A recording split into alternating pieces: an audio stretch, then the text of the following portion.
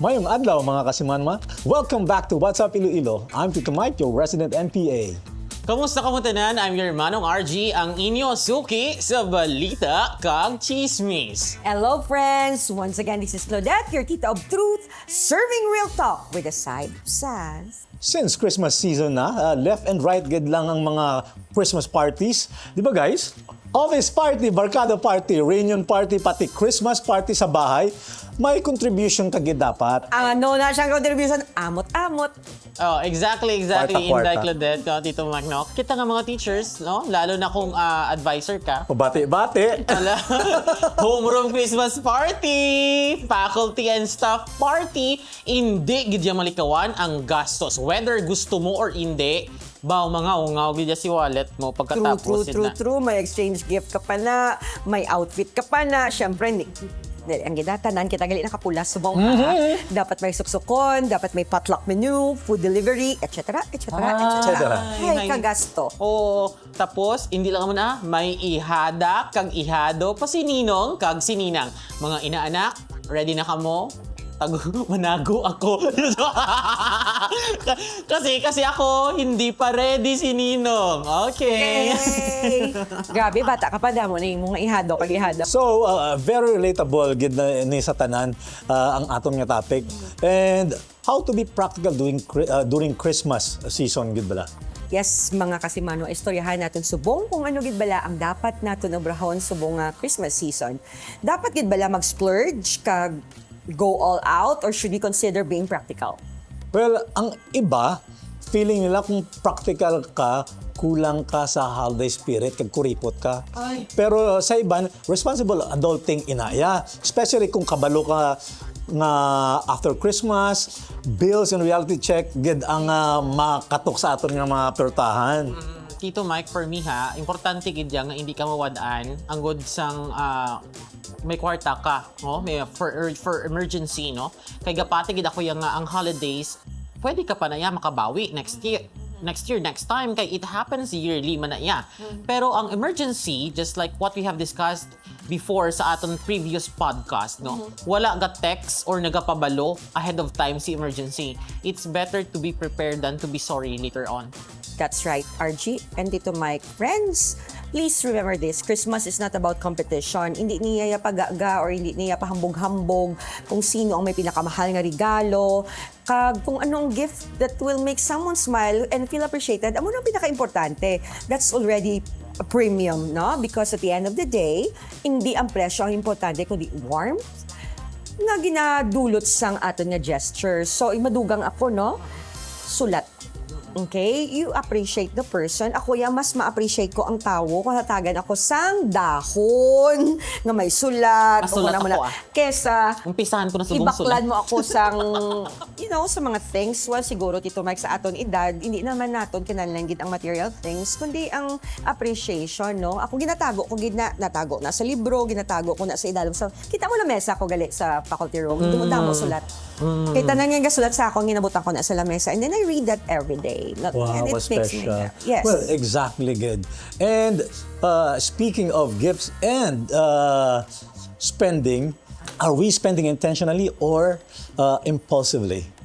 Tito Mike, before anything else, let's define what's the difference between the two. Okay? When we say intentional buying, ano na siya? We're talking about purchases na may plano kag may purpose. Bakal mo siya, ka-useful. Kinanlan mo. Kay naka-budget na ina para dira. And you think first always, then you buy. Nga, buot silingon sina, Day, no? Mga kasimanwa, example sa exchange gift, kung may secret Santa sa class or office, no? And the budget is $350 as the minimum amount, you choose something practical. Tumbler, notebook set, or small care kit, it will do, no? Makadto ka sa mall nga set na sa mind mo, kag may direction nga kadladuan ang kwarta nga $350. Gin-mention mo galit dito, Mike, RG, earlier about Tumblr. Tanan bala, subong bala, may Tumblr. Di malay mo daan na yung Tumblr. Ano? Sa bagay. Wala ka daan ng Tumblr, Okay. yahaw. Well, anyway, kabalo ka kung para kay sino na siya. Pila ang selling price. Amo nang importante. Kag ano ang gamit niya. That's intentional. Well, how about impulsive buying? Tito Mike, well, when we say impulsive buying, baliskad ina sang intentional buying. Wala plano, wala list, wala budget, pero gapangita sang sale. Example, nagkadto ka sa mall, no? Nag-scroll ka sa Shopee, nakita mo ang buy one take one nga tote bag. Tapos the next thing, ano man nga may 4 ka pang tote bag, nag-order ka liwat, tapos hindi mo man paggamiton. You buy first, then you regret. no? Pangasubo ka dulang kay inaubos ng kwarta mo ka in order. Exactly. Pero suma mo na ang bagay, anong usually ginabra kung may 4 ka na nga tote bag, sunod nakabakal ka sa ano? Duwa. To ano ma akong tote bag, isa-isa ka dadlaw. Wow, dinalok ng imo ya. Ako ya, manumdum ko ya kung kay sinong kinaihatag. Nice. Well, why do you think people do impulsive buying? Ako ya, amo na siyang art sang advertisement. Art of the... Oo, amo na among magic kali Marketing, no? Marketing. Oo. However, impulsive buying is driven by emotion, gid ya. Most often our triggers dira are the FOMO. Ano nga FOMO? And when we say FOMO, FOMO, it means a fear of missing out. Nahuya ka siya mga madula ka sa trend, no? Tito Mike, oh? Kay ikaw, abi, kakabala sa FOMO kay Gen X kagidya. Oh, luya man maging Gen X ba? Well, Wait lang, basi kung unyo ko, di ka magaba ko Gen X. well, fear of missing out. Of course, I know that maski Gen X na ako, di ba? But, syempre, kinda hindi man. Well, ito lang pag-istoryahan na palihog ko kay magkaedad kita. Ikaw, nabalano man na? We usually, Wait lang, ilan na diba? Gen X. nagihipos ako, no? Antes ako mag-WhatsApp subong nga Iloilo, lugong pa na yung buhok. Amaw! Hindi na pagtulog ka. Ayaw. We usually use the reason na, ay, base maubos, so I need to buy this now. Bisan hindi mo gid kinahanglan. Agree on that, no? Bisan hindi mo kinahanglan, ga bakal ka gid. Bis abala para nga may gamiton ka paliwat, no?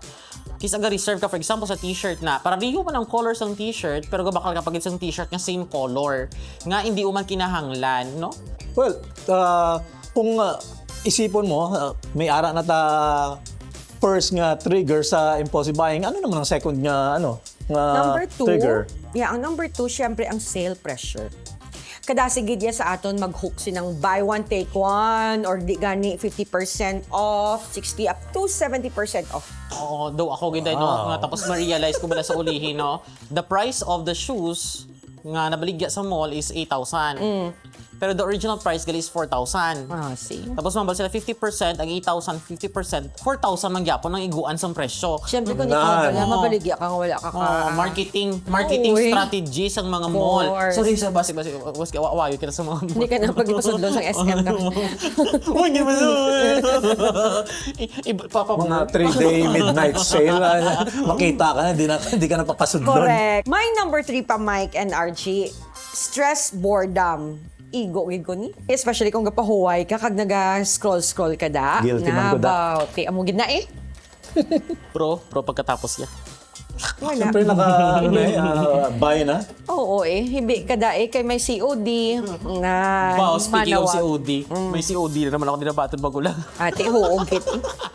Amo na siya. So, pagkatapos, alam mo na no? Sa balaan yun na mga kasimanwa, intentional buying is guided by purpose and budget, while impulsive buying is guided by the hype and pressure. So kung impulsive buying is guided by heart and hype, obvious gid nga ma-over budget kita. Kag base mag-regret kita after New Year, di ba? Ay dapat subong pa lang, no? Makapatumdum na kita sinisang inapanghambal naton para hindi kita mag-regret. Yes. So, mga kasimanwa, it's better nga mag-practice ta sa practical intentional buying. Ang purpose, hindi lang para hindi makagasto sang sobra. Kundi nga para meaningful ang aton nga regalo and stress-free. Okay? Yes, no?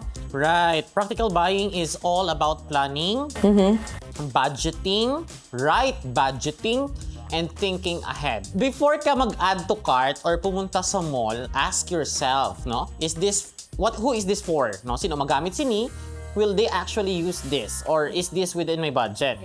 So subong, mga kasimanwa, let's dive into the practical buying tips para hindi ka stylish ka thoughtful sa gift giving, kundi safe pa sa bulsa mo. since we've talked about impulsive buying, let's flip the coin. How do we buy gifts the practical way? Di ba? Okay, so practical buying doesn't mean kuripot ka ha. No. Practical buying? No. It means you think first, you spend wisely, and choose something that really matters, not just for show up or hype. Yes. Exactly, no? Now that we have a lot of pwedeng mahatag sa aton mga kasimanwa dira, no?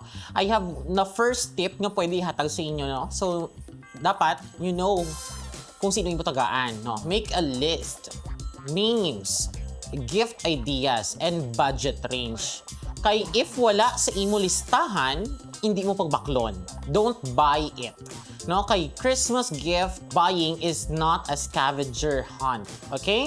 Pag kinahanglan, kung magpili kita sang gift, make sure nga para sa tawo, magamit sang tawo, kag sakto sa imo budget. Yes, and tip number 2, set a budget per person. Hindi ka mag-exceed sa gintigana mo bala sa budget mo. For example, Office Secret Santa, put a budget of 300 to 500 pesos. Inaanak, 500 to 800 pesos. Barkada, 200 to 400. Bala daw mo na. Paano na yan kung sobra sa 5 imo ihada? Panago ka na.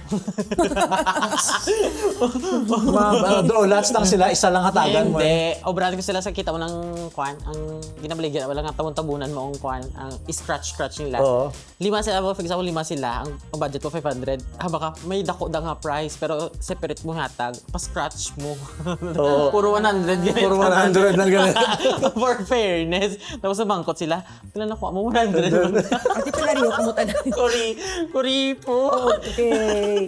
So, number 3, think usefulness over trend. Okay, hindi lang kay fad, hindi lang kay uso, no? Instead of buying a cute mug na hindi man paggapiton, except for Ari.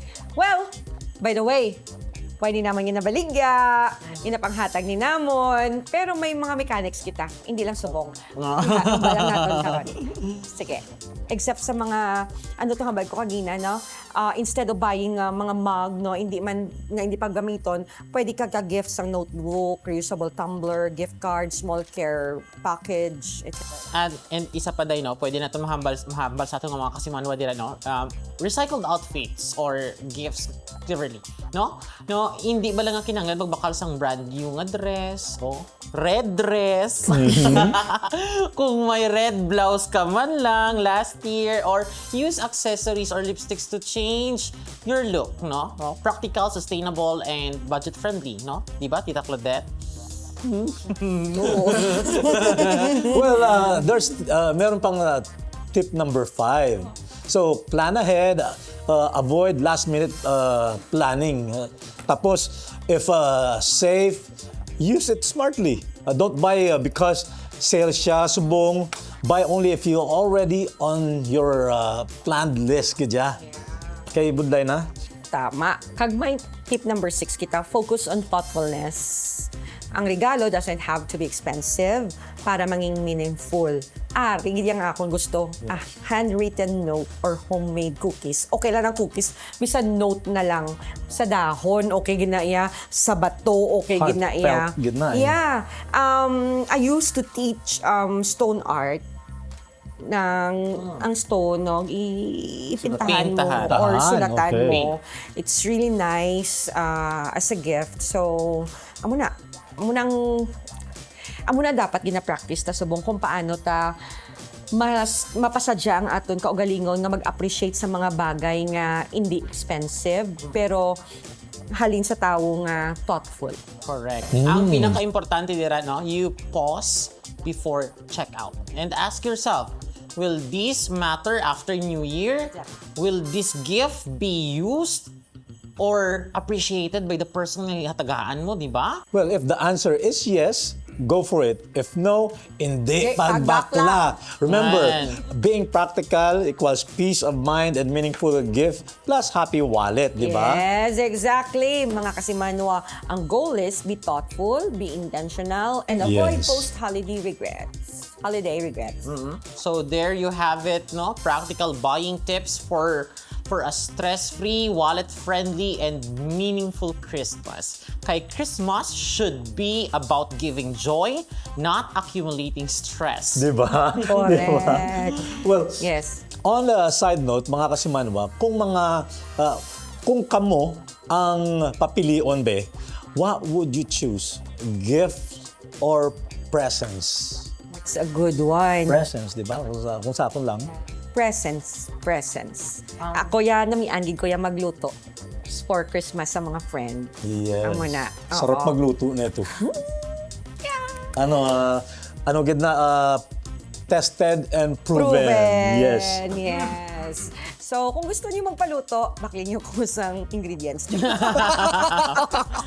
Kilutuan ko kamo. Okay, so perspectives really change depending on your age. When we were young, syempre, gifts equals happiness. Nakaka-excite, ang colorful wrapping, paper toys, gadgets, di ba la? Daw, kasadya, gid sang December mo kung may ala kang ginabuksan, kag para sa kadamaan ng mga bata, kag syempre, kita man sa una, nga bata pa kita. Arigalio, bata pa kami. Bata pa kami. Exactly. Kung wala gift, feeling ta kulang ang Christmas. Di ba? Exactly that. Well, as we grow older, nagbago gid ang ang perspective ta. We start to realize nga ang presence ng loved ones Yes. is more important than material things. Exactly. And then an expensive gift doesn't matter if wala ka sang time to share a meal, laugh together, or simply be with them, right? Yes, time is the best gift. Not ang only for ginambal mo Christmas. ginanami, gid yan. Time and consistency. Oh, that's nice. Pero ang note Oo. gid yang ginambal nga bilang note Ang nami gid note na yata nami yang- gid ya. ang amo gid to kay basta sa age namon. Ikaw, kung ikaw biday ang hatagan ka sang note nga, to bayad na ta sang bill. To padalhin na ablos ang imo inablos mo allowance. Alam mo na yun. Ay, smile mo lang na. Okay. Wala mo nabasa. Tapos gid. Okay. Anyway, I mean, think about it now, mga friends. Ang memories ang bata pa nga nagabond sa ninong or ninang or grandma, nagapabilin din sa heart nato, no? Ang expensive toy, possible nga malipatan after a week. Or Or maguba less. after a week. Correct, Kami pong correct. batang gahampang. And for adults, no? Gifts are nice, but presence is priceless. Tuod na. And ang simple gesture like attending a party or sharing a home, maluto mo yes, of meal, course. or even a Bay heartfelt lang. chat. I promise you. Ah. Lutuan ko, what's up, Iloilo? Yes. Mas meaningful gid man niya, no, than any material gift kung may something personal nga ihatag ka sa tao. Amo na gani ang hambal ko si mo, pwede ka kahatag sang mug, pero ang sulat, ara gid sa sulod sang mug. Sulatan mo. Muna nga ako niya. Sulatan niyo. It doesn't mean nga kinahanglan mo gid maging poetic da or whatever, no? Ang bot lang sa inyo pero I'm sure sa amon sang una. Sang bata pa ko, let's say siguro mga 5-6 years old pa ako. Ang tradisyon ba lang nga mabutang ka sang socks. Oh, yes. Ibutang mo na. I miss that. Ibutang mo sunod. Pag bugtaw mo na, excited ka, makita mo nga, uy, may tsokolate, maski Oo. gamay lang na. Oh my Ay, goodness. grabe. Amo na ang spirit gadya sang Christmas. Tito Mike, wala kami na kaagi ya. Way kami na gabutang sang sang socks na ya sa amon. Kay hindi kami way kami na kaagi, way ko na kaagi nga muna. Di. Buta ka sang medyas sa imong cubicle. Oh my God! Starting sa Lunes, Di. Ano man daw no dai? Yes. Naahaw ako, may Santa Claus man. May Santa Claus. Well, in short, kung bata ka, you may lean towards gifts kay exciting siya. Pero kung tigulang ka na, realize nga time plus presence is true happiness. And ang material gift, secondary lang Yes, amo na ganing hambal sa not Little Prince, sa Alchemist. No, sa Little Prince. Oo. It's a Little Prince ni Saint Antoine Exupéry nga, it is the time that you have wasted on your rose that makes your rose important. Ginhatagan mo siyang time, so naging importante siya sa imo. Bisan hindi na siya importante sa una, pero gingaan mo siya sang time. Ang tawo nga ginhatagan mo sang time, amo na permi mo nga ginapanumdum, ara sa imo prayers, ara siya. Pero may mga tao gid yan nga kung wala tagin buhusan sang time ginakalipatan ta. So true. time is really Important. the best gift. Yes. Kung matagan sang time, gusto ko man, let's say, atagan pa ako ni Lord sang another 100 years. Pero ang lawas, same lang ha. Base, 100 years, so super, maugod-ugod ako, hindi na lang. Ako yung hindi kaya gusto mag-ugod-ugod ko eh. Anyway, hindi ba na yan sa age ng importante, no matter your age, it's about connection. It's about love. Idugang ko ang ginhambal mo kagina. It's about consistency. The memories that you make with people. Amo na siya ang hindi malipatan sa aton nga kabuhi, no? It's not the price tags, hindi ang mga material nga regalo. Very well. So mga kasimanwa, for this season, choose presents over presents whenever you can, because gifts are bonus, but love and time, that's the real deal. Perfect summary. Kaya mga kasimanwa, make time for the people who matter, because at the end of the day, presents will always outshine any material gift. I miss you, Nay. Pulian mo na si nanay mo, ha? Okay, that's right, Tito Mike. It's really the thought and the gesture that count. Ang importante, magkaupod ka mo sa Noche Buena. And remember, Christmas is not just about giving gifts, but about Jesus. The word Christmas, the first word is Christ. Okay? So, kabay pa this Christmas, no? Makanuwi na kami liwat alas 4 ang aga kasi gusto niya mag-upod. Okay? 9 days ina siya. Hasta sa December. Simbang gabi. No? So, Christmas is, again, it's about Jesus and it's about God's love for us through the gift of His Son. So, ginhatagan kita sang Ginoo sa iya anak nga si Jesus. And before we end, mga kasimanwa, let's go. Always remember that not everyone has a perfect Christmas. There are people who don't have enough to eat, families that aren't complete, and of course, those still recovering from typhoon, okay? Especially the Typhoon Tino. Exactly. Let's keep them in our thoughts and prayers this season. Even simple gesture like donating food, giving to relief efforts, or checking in on neighbors can make a big difference yet. Right, no? Christmas is about giving, sharing, and caring, not just for those close to us, but for anyone in need. Even small act of kindness can bring warmth and hope to others. True. So, my friends, while we enjoy gifts, parties, and celebrations, no? Let's also share our blessings and remember those less fortunate. A simple prayer, a helping hand, or even spreading awareness. These are ways we can truly live the spirit of Christmas.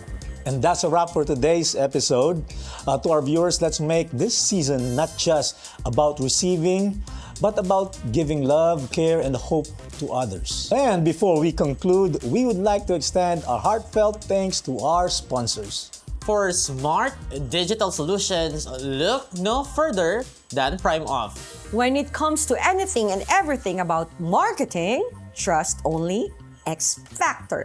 And for top-notch digital support, we've got Prime Media. Thank you for watching. Don't forget to like, share, comment, and follow us on our social media pages on your screen.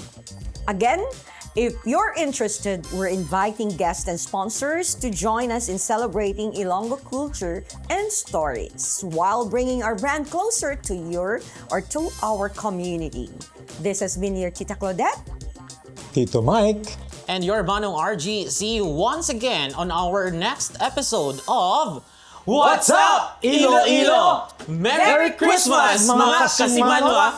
What's up, mga kasimanwa? What's up, mga kasimanwa? What's up, mga kasimanwa? I'm Claudette. I'm Tito Mike. I'm Manong RG. Mark your calendars because every Saturday, We'll be dropping our Podcast. we will be talking local stories trending issues Hidden gems, and everything that makes Iloilo worth talking about. from dating issues to fun facts, local talents to timeless traditions. We've got it all. straight from the heart of the City of Love. So don't miss it Tune in. Chill with us. and get ready to say, What's up, Iloilo?